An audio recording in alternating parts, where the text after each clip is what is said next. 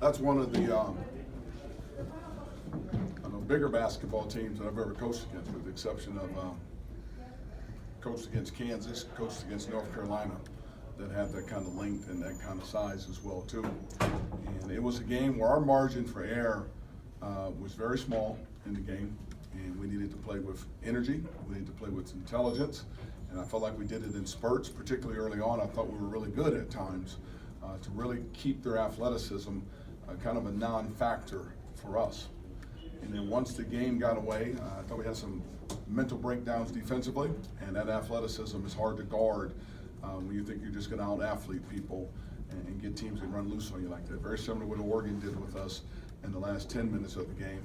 They did a lot more of it in the second half of the game. First half, I thought we started out great. Second half, I thought we started out focused, but fatigued mentally. We really struggled to comprehend at times just defensive rotations and adjustments that way, and they certainly made us pay, and a lot of it had to do with just their length and their ability to go over the top and dunk and those types of things. Talked about a few of these Pac-12 games with kind of well-attended crowds. It was 2,500 kind of missed opportunities. At what point do you think that starts to kind of take a toll on a program? That's not a question I can answer, because I don't look at it that way. I go day to day, game to game, but in terms of taking a toll on the program, I got one of the best freshmen in the country in this program. I've got kids that come from afar, from Virginia or Minneapolis, that have come from afar. You got a pro in Robo. I think in terms of taking a toll on a program, you just got to keep battling, keep playing. You got another athletic team coming in there on Saturday, and then we go on the road against two great athletic teams, and we come back home again. So we can't look at it that way. We look at it in terms of getting ready for the next one. I don't look at it and say, what toll does it take on us? Because I just worry about these kids. As long as they come back and play hard for me and bounce back, we'll just keep battling.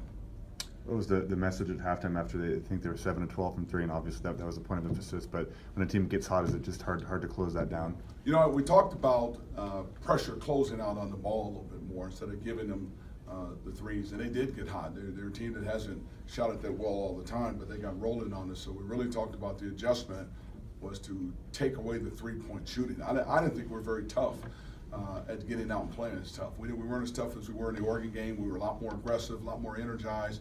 Our legs were not there to be able to close out, take away. And you can't close out on a team that's athletic and that can shoot it. You're just in for a long night, because you're not going to soft close out a good shooting team like that when they get on a roll. You need to really get after them to make them put it on the floor. That's the adjustment we talked about at halftime.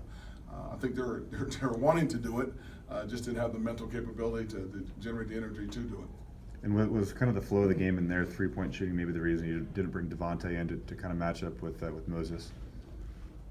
You know, in Coop's case, he has struggled in some games, and the flow of the game, the energy in the game was a lot faster. And it wasn't so much, I didn't think it was matching up with him early on. It was really Prince Ali and Wilkes. They were beating us from the perimeter in, not from the inside out. I thought we did a good job sitting on those bigs early on in the game. The perimeter game is really what broke us down. The guard play defensively, their guards were penetrating, shooting threes, and it made it for a long night. Like you've said before, there's only so much you can do to speed up a young team's growth. Just as a coach, how do you stay patient with this group and continue to be a teacher with them?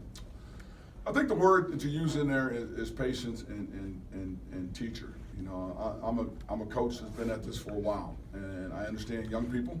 Things are not gonna come to them overnight. As much as I want them to, and I want them to get better quicker, you have to be patient. Well, you cannot lose them. You got to continue to teach and teach and teach, because when they get it, or when they grow, or when they mature, you've got to make sure you've taught the things you need to teach for them to be successful.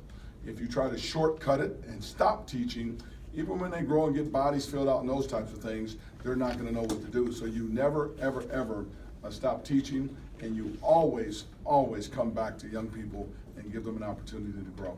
We have about time for about a couple more questions, so make sure we're sharing the mic so that other people can ask questions too.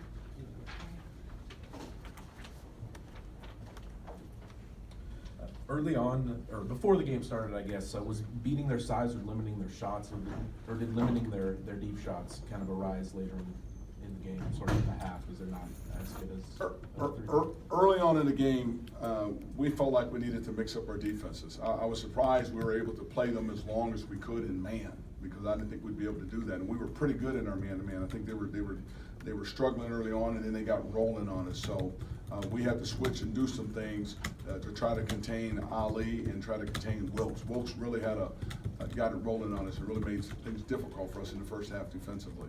So our game plan was to mix up our defenses, but I didn't feel like we got in a rhythm with any defense to be able to sustain and do a good job of keeping them off guard. It was more about them getting in a better rhythm, and they were able to score from different areas on the floor a little bit better than we hoped they would be able to. Closing out the first half, you had sort of a unique set out there. There were no point guards on the floor. What was the reason behind that decision? Size. We just needed to get bigger.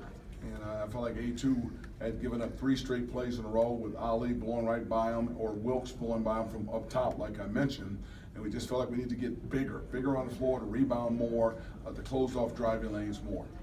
And Cannon only played 5 minutes tonight. What's the reason behind that? He's been nursing a hip flexor that he picked up in the Oregon State game, somewhere in the Oregon State game, that limited his reps in practice as we prepped for Oregon. It limited him in the Oregon game. He did not practice at all yesterday. It really limited him. So we've been trying to just bring him back slowly with his body and everything. So we need to get him back to full strength. So I was very cautious to have him play too much when he was really fatigued on the floor. Attendance about 2,500 today. For the USC game, you'd hope to have a little bit more. It's a Saturday. I would ask, what was the atmosphere today, and then how much does atmosphere play into it for them not being fatigued in the third or in the second half? You know, I think our atmosphere was good today, because anytime we can get 2,500 plus people in here, it puts energy in the building for us. And we were hoping to get more energy out of ourselves and everything, but this team had a tough road to get ready for this game, and they could not generate the energy to give the crowd more energy so the crowd could give us more energy. But as Theo mentioned, the crowd was a good crowd.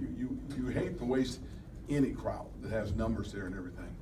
Because the fact that they got out here, that's why it's so important, win or lose, those kids need to go up there and thank them. I thought they did a good job of that. Thank you, guys. Thank you.